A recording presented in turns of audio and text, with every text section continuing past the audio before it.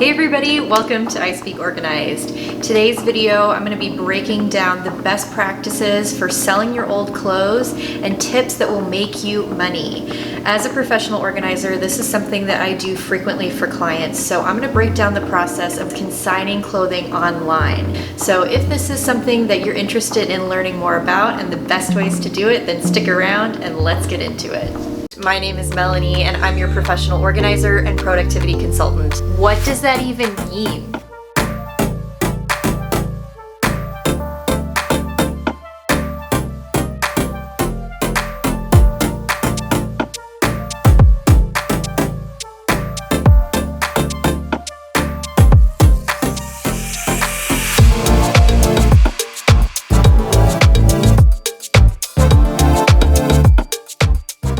What's up everybody? Welcome back. If you don't know me, my name is Melanie and I'm your professional organizer and productivity consultant.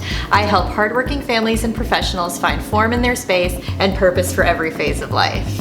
And if you're into all things home organizing as well as productivity practices and motivation techniques, then you should definitely consider subscribing to my channel. I make new videos on all that good stuff every week and I would love to have you become a member of my speaker fam. All you have to do is hit the little circle icon of my face or tap the little subscribe button down in the corner and that'll make you an official member. It's really super simple and I would be honored to have you. My YouTube channel is an absolute labor of love. I am a small business owner and I have a family with 2 little kids under the age of 3, and one 10-minute video takes hours to record the clips, upload, edit, and get it ready for YouTube. So show me some love, drop a comment, give it a thumbs up. It would really mean a lot to me as a small YouTube channel, and I want to keep providing as much value and good content as I possibly can. If you want to jump to a specific section of the video and learn just about that particular subject, go down to the description area of my video and click on the timestamp to take you to the part of the video that you're interested in seeing. Lastly, I am obligated to let you know that I am not sponsored or affiliated with any of the companies that I'm going to be discussing in this video, and without further ado, let's get into it. Oh my gosh. All right, so let's picture it with me. You have just decluttered your entire closet. Congratulations, well done you. And you're tired and you're sitting at the base of a giant mountain of clothing. The first question you should ask yourself is if the item is damaged in any way.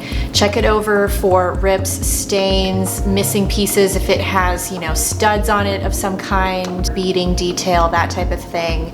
If you're missing any of those components, then you're gonna need to let it go. Next question you should ask yourself is if it is a recognizable brand. If you bought the item at a mall, a discount store, a large online retailer, and it's not a reputable brand, you're gonna need to let it go. There are a couple exceptions to this rule, which I will get into a little bit later in the video. The last question that you typically want to ask yourself is how old is the item? If it's on trend within the last 2 to 3 years, then you're good to go. But if it's something that hasn't been in style since 2010 and it's kind of old and dingy looking, then you're gonna want to let it go. Typically speaking, buyers are interested in purchasing clothing that is currently in style. Top-level designer handbags and articles of clothing can be a different story, especially if they're more of a timeless design, so that can be something to think about. Now you're better sorted, you have the clothing that you know you want to sell. You have 2 key priorities that you need to consider. The first being the amount of time that you want to spend selling your clothes versus how much money you want to make. So I'm going to break down the pros and cons. Let's talk about the pros of selling online. The first of which being that if your item is priced appropriately, it's gonna sell much faster. And typically speaking, you also make more money because there's less commission coming off the top because you're doing most of the work to sell the item. And the third being that you have access to tons of online retailers to sell through than you might otherwise locally, especially if you live in a remote area. Now the cons of selling online. You must maintain and store all of the items until they sell, meaning that your house is still cluttered. And the second thing is that you're in charge of the entire process from start to finish. You create the listings, take the photos, correspond with potential buyers, you write the detailed descriptions, you're in charge of packing, shipping, following up. The whole process really is up to you. If your priority is to make more money, and you're willing to spend the time to do what you need to do to get the best ROI, then selling online is your route. Now we're gonna be talking about the tips that will make you money. And these are steps that you're gonna wanna follow to be able to get the best return for your investment. And I've included some checklists that I will pop up on screen and walk you through each step. That's gonna make sure you don't forget anything in the process. Let's check it out. This is our online selling workflow. First is going to be to choose an online retailer. There is an online retailer for just about every type of clothing. So if you are primarily into vintage, if you're into designer, if you have more accessories and bags, do a little Google research and figure out what's going to be the best site for you. Then you're going to research prices of similar items. So let's say you're working with Poshmark. You're just going to go to their website or their app and type in a description of the item that you're looking to sell and find something similar or exactly even the same as what you're selling and choose your strategy, whether you want to price at the same level or slightly above or below depending on the condition of your item. Next is to prep your items for their photo shoot. Iron or hand steam as needed. Hang the item using a clean, solid background so that it's not distracting. And bonus tip here is you can also model the item if you're comfortable doing so, and buyers really appreciate that. A lot of times your items will sell more often and will sell faster if people can see what the item looks like being worn. The next best thing would be to use a professional dress form.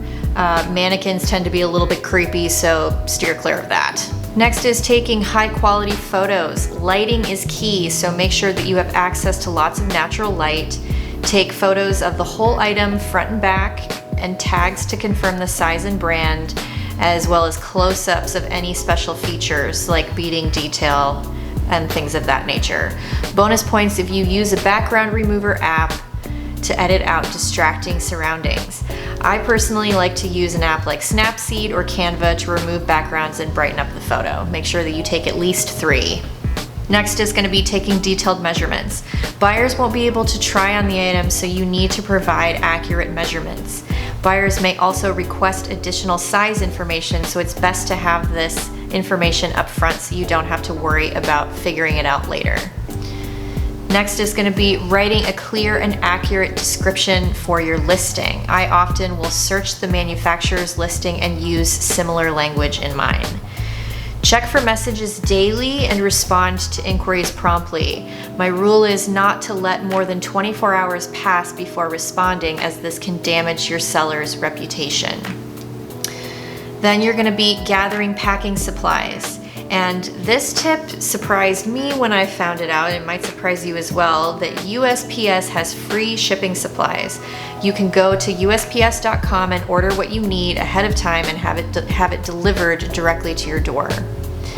Next is going to be packing for shipping. So use tissue paper, dust covers for shoes, cases for glasses, and pad the items that could get crushed in transit. Bonus points if you include a cute thank you note to the buyer. Your local dollar store will have many of these supplies, so it doesn't have to break the bank, so you actually are making a profit. And then you're going to ship the item as quickly as possible. If there's any delay, be sure to alert the buyer immediately. And as long as you communicate effectively, people are generally very understanding. And lastly, you're going to want to follow up with the buyers, address any issues that come up, and thank them for their purchase. This will again improve your reputation, and your listings will begin to appear above other sellers in the future.